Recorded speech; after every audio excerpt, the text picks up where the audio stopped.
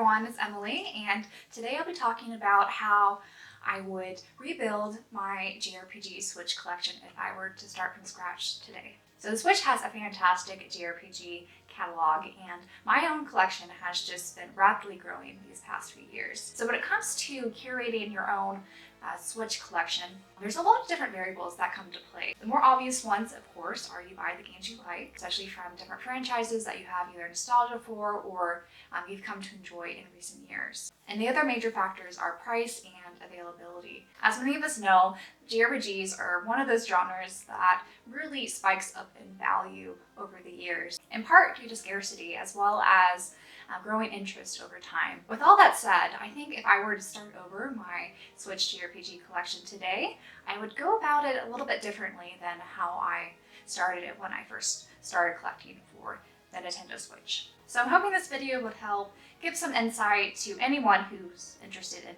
collecting JRPG Switch games, from those who are just starting out, as well as for those who've been building up their collection for quite some time. So I think the first point of consideration when rebuilding or building up a JRPG Switch collection is to first just really pinpoint which games you want to prioritize first. So everyone collects for different reasons. Today I'll be emphasizing more of, my point of view, which is just curating a collection of games that I really enjoy, as well as games that I think I'll enjoy when I get around to playing them. But with all that said, I do care about price and that I don't like overpaying for games. So for me, if I were to lose my entire collection and had to rebuild it all today, the first things that I would grab are games from my top favorite franchises. And so two of my favorite JRPG franchises happen to be Nintendo published series, including Xenoblade, as well as Fire Emblem and Fire Emblem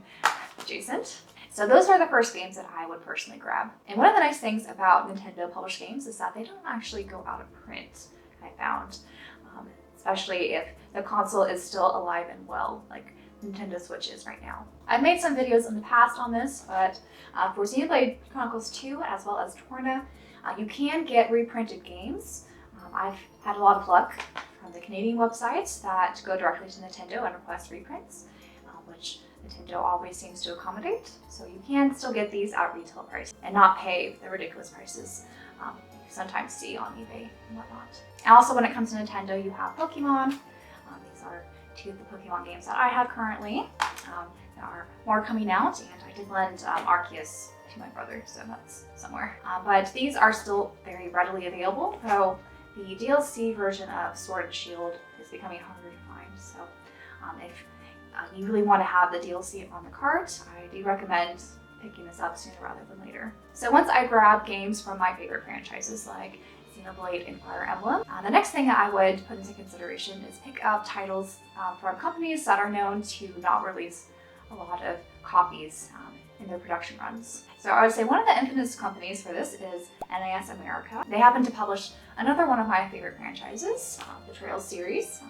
These are the ones that they have currently. These are of course available elsewhere, like on PlayStation and Steam. But if the Nintendo Switch is your primary console and you enjoy handheld physical games like I do, I definitely do recommend grabbing these sooner rather than later. I think you can find most of these, though the Trails of Cold Steel 3 and 4 are becoming harder to find on the Switch, I've noticed. I think you can still find some copies on Amazon, but the issue with buying new on Amazon from third-party sellers is sometimes you don't always get the region that is pictured on the stock photo. So I have another NIS America title that this unfortunately happened to me, and this is Disgaea 4. And so I got the PEGI version when I thought I was buying the North American version. So some collectors, this isn't really a major issue.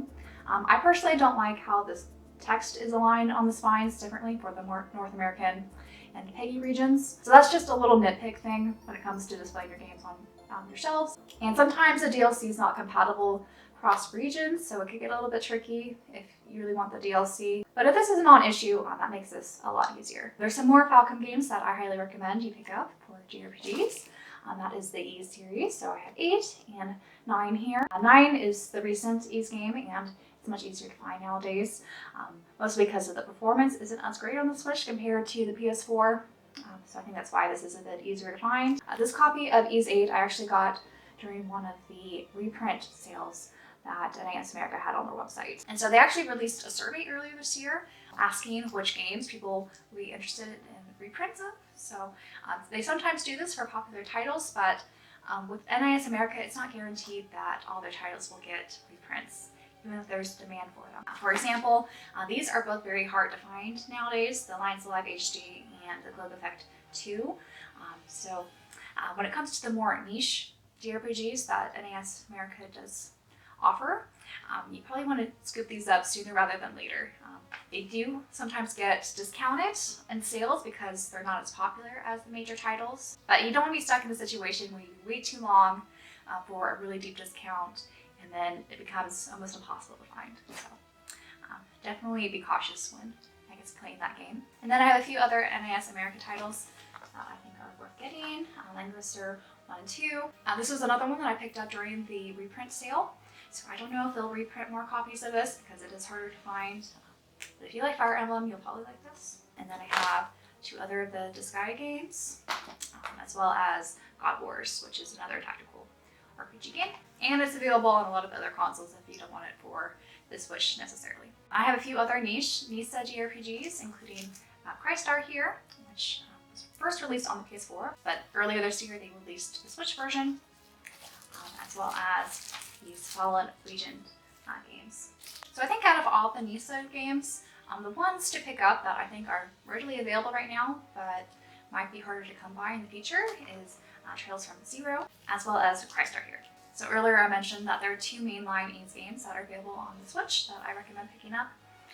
Another one that's available is Ys Origins, which Limited Run released, as well as I think strictly limited games. What I'm holding here is the Best Buy variant, which I think is a bit harder to come by now because Limited Run has, I think, reprinted a lot of the games that they used to sell on their website that were not the numbered games on their Amazon storefront. So you can definitely pick up Ys Origins there at retail if you wanted to, along with some other titles. So speaking of Limited Run, I don't have any of the numbered Limited Run games that are JRPGs, mostly because they weren't games that I was really interested in, or they're games that I didn't necessarily need.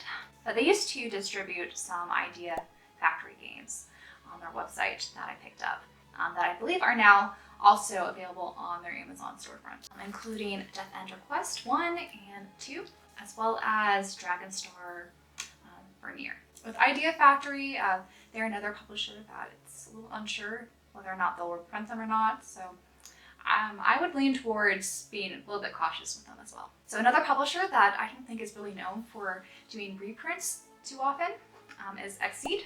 So Rune Factory 4 Special and Rune Factory 5 here. These are very budget-friendly games that are widely available still, so I think you could grab these for a great deal. Xseed also released Sakuna of Rice and Ruin, which I think is a little bit of an underrated title. It does have some farming simulation like Rune Factory games, but this also has a really cool combat style. And this is also a very budget-friendly title. And I think once copies of these run out, we're not going to be seeing any reprints. Next is one of my favorite publishers, especially for the 3DS system. And I've noticed ATLUS has not released a ton of JRPGs on the Nintendo Switch, but it does seem like they are slowly starting to roll more of them out, including 13 Sentinels, Aegis Rim here, which is sort of a visual novel JRPG hybrid. Excellent, and I highly recommend you grab this, as well as the Shin Megami Tensei game. So we have Nocturne here and Shin Megami Tensei 5, the Steelbook Launch Edition. So ATLUS does release launch book steelbooks that are really cool, and so as a collector you might want to consider getting those at launch. But I've noticed with ATLUS titles, at least the ones that have been released recently, this past year, is that you do see price drops fairly quickly after release. And oftentimes you can still grab the launch items. Because these have all been fairly recent releases, it's hard to tell whether or not ATLUS would do reprints or not. I know with the 3DS they did a few reprints, but because of how much interest there are for ATLUS games, I think a lot of the third-party resellers were getting a hold of these reprints because they knew people would pay those prices. So I would recommend trying to get a hold of the ATLUS titles shortly after you see the price reductions in any of the titles you're interested in, including Persona 5 Royal, which just recently came out.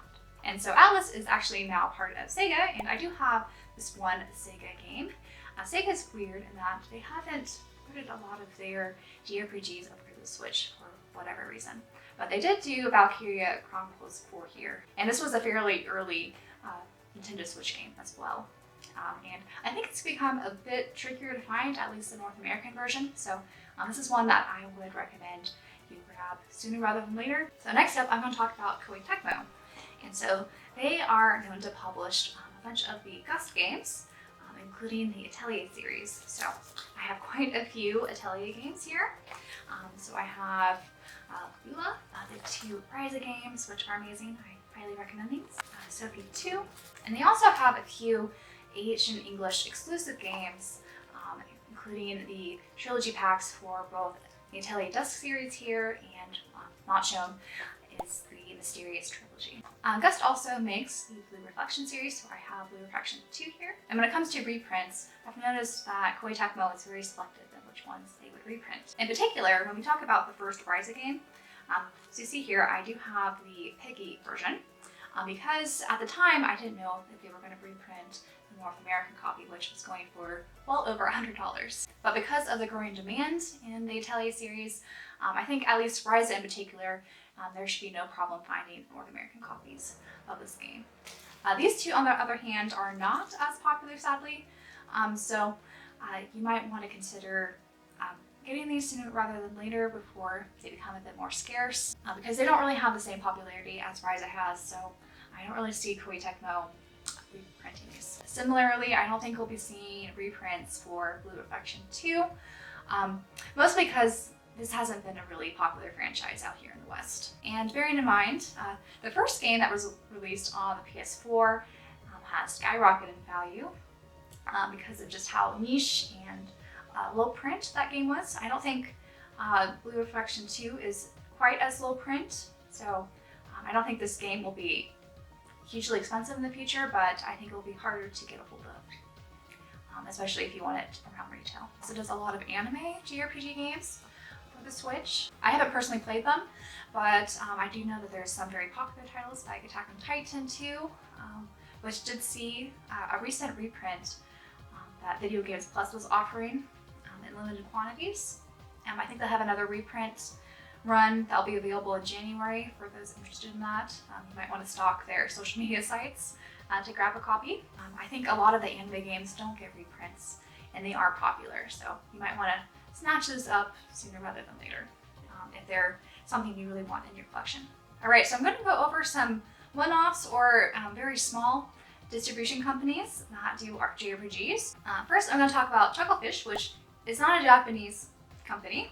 I think they're based in London, but this is, I would say, JRPG adjacent because it is a tactical game similar to Fire Emblem. And so here I actually had to get the Peggy version, so I did the reversible cover,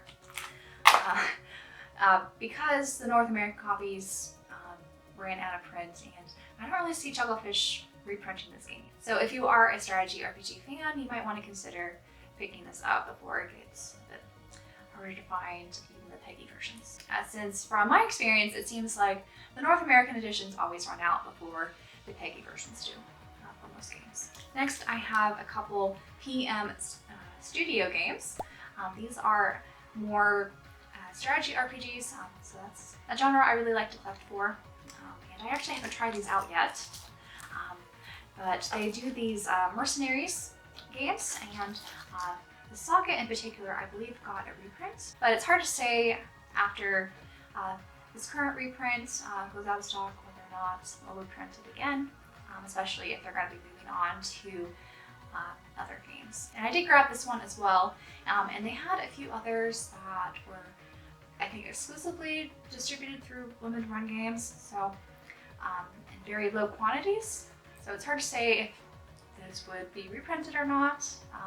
It's possible they'll be available on limited runs storefronts in a larger quantity, but again, it's hard to really predict these things. I've maybe alluded to this, I haven't really directly said this in my videos. I think because of the speculative quality of video games, especially now that there's so much sudden interest in the prices of video games, they're really hard to invest as a speculative asset. So I would, I guess, urge you to not really look at video games from an investment standpoint, but more as games you want to play that are worth your money, because who knows what's going to happen in the future. I can make more videos on this topic if you guys want.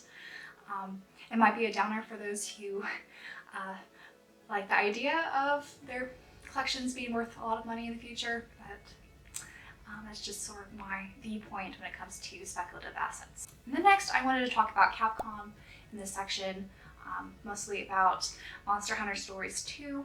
When it comes to the 3DS game of Monster Hunter Stories, it was one of the last games on the system, so it was available in very small quantities without reprints. So it's become a bit more expensive in recent years. I think with Monster Hunter Stories 2, we're seeing major discounts on this game, so it's hard to say whether or not we'll be seeing reprints of this game after it goes out of stock and they move on to other projects. I think if there's a third game that's going to be released on the Switch, we might see reprints. But if they don't have plans to do that, I think a reprint might be unlikely. Next, I wanted to talk about Bandai Namco games. From my experience, they're kind of mixed whether or not they're going to have large quantities of a certain game or not. So the first ones I want to talk about are the Ni no Kuni games.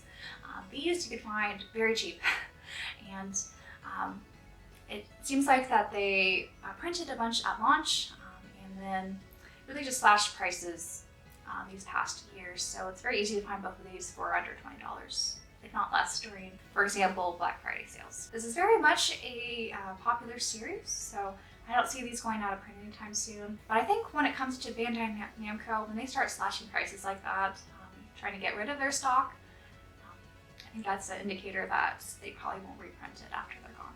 Same with Digimon Cyber Sleuth. We do have a new Digimon game coming out, so that might ignite more interest in the Cyber Sleuth package here. And so I think Bandai Namco does really great when it comes to budget-friendly games if you wait on it and not pick it up at release, since they do get heavily reduced pretty soon after the release date.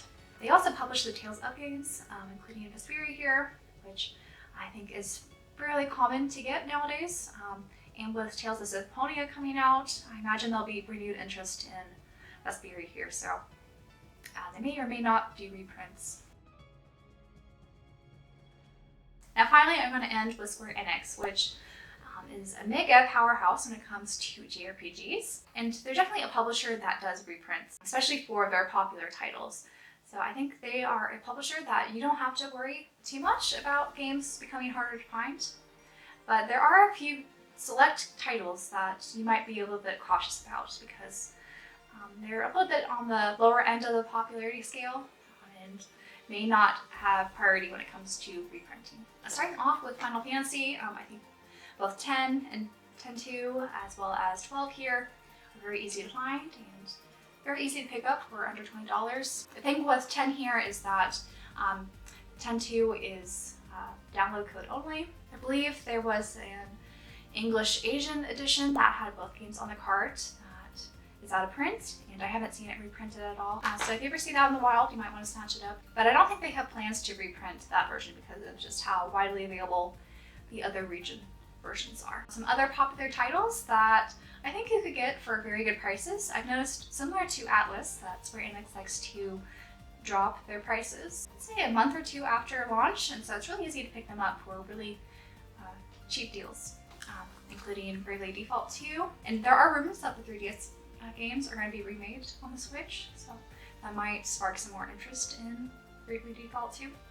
Octopath Traveler is another popular title, and with the sequel coming out next year, I think that's just going to have more interest. And I imagine it won't be hard to find this game for sometime because of that sequel. Dragon Quest XI, the Definitive Edition, I think is also a great one to pick up for the Nintendo Switch. Dragon Quest is a huge franchise, especially in Japan, and it's been slowly gaining more momentum here in the West. And with the new game coming out soon, I think there'll be renewed interest in this game especially. So definitely one to grab, and I don't think it's going to be one that will be hard to find in the near future. Triangle Strategy is a game that they released earlier this year that is definitely easy to get a hold of, and you can definitely get this for a good price too if you wait for some sales. This was also received fairly well, so I can see them reprinting this if needed. So it's not one I would worry too much about missing out on. Now, because Square Enix has released so many different JRPGs, there are some games that sort of flew under the radar and did not sell well. So I think these are the games you might want to focus on if you want them in your collection, because I don't really see Square Enix putting the time into reprinting them, especially because they've been slashing their prices so much. And that includes Neo, The World Ends With You. I picked this up for I think under 20, as well as Trials of Mana. So if you want these in your collection, I highly recommend that you pick them up sooner rather than later, especially at a great deal. And then there's also Dragon Quest Builders 2 here that I think is becoming a bit harder to find. So they did release the first game on the Switch, but I haven't seen any reprints. So I have a feeling for the sequel here, this might not get reprinted, even though I think it did fairly well, and it's a pretty popular title, but it's one I would recommend grabbing sooner rather than later. Square Enix also releases some Asian exclusive versions, like Chrono Cross here, and this has seen many reprints. So I wouldn't worry too much about this specific Asian English game, since this is the only way to get it, along with some of the other Final Fantasy games like 9 and the 8-7 double pack. I keep seeing reprints and availability on PlayAsia for those. And they also have some Japanese exclusive games, like this one, that I think has become a bit harder to find, but not impossible. Alright, so I just flew through basically all the JRPG games I have in my collection at the moment, and trying to give some concrete examples of what I think may or may not be easy to find in the near future. So sorry, this sort of turned into a collection video, but the key takeaways that I just really wanted to impart in this video that I hope you guys find at least a little bit informative and helpful is to first, of course, prioritize the select few titles you just want to make sure make it into your collection before it's too late. So for this, I would put it anywhere between 10 to 20 games that you really want to focus on and make sure make it into your collection before they either become impossible to find or you become priced out. But then secondary, I would consider all the other games that you want to consider putting into your collection. So these were games that you've heard really good reviews on, or they just look like interesting titles that you want to give a try.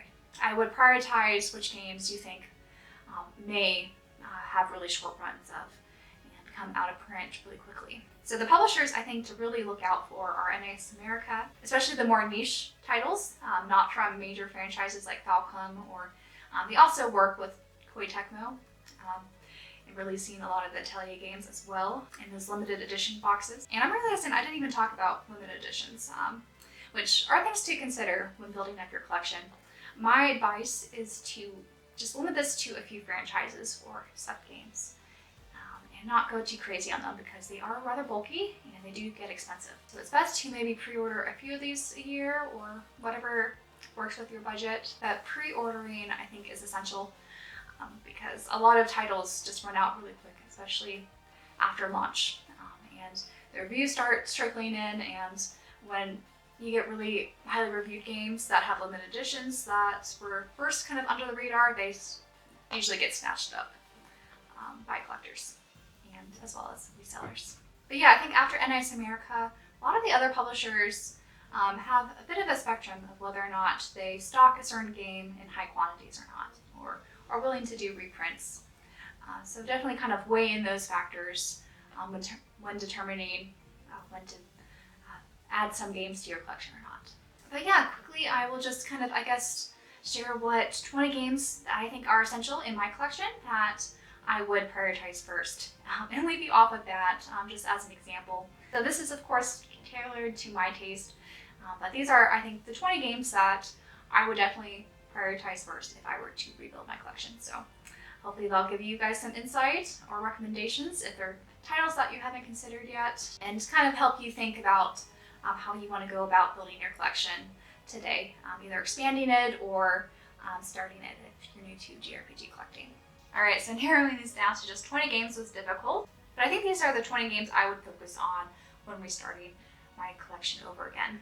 So a lot of these are Nintendo first-party games, like Xenoblade, and there are a few other games that I've just really enjoyed on the handheld, which is why they're here. There are a few games here that you may notice are missing that are some of my favorite games of all time, but I do own them on different consoles, so they wouldn't be necessarily my priority to buy them again, which is why you don't see Trails of Cold Steel 3 and 4 on here. But when choosing, again, 20 games, I think there should be a good balance of games I want to replay on the Switch, as well as a few games that I haven't gotten to yet that I want to play very soon that are, I think, best on the Nintendo Switch. So that's how I came up with this list of games. But I hope this video was helpful for you all. So let me know if you have any additional questions. I would be more than happy to chat with you down in the comment section. And if you have any additional tips when it comes to collecting JRPGs, I would love to hear them and for everyone else to see them as well. But that's it for this video, and until my next one, bye guys.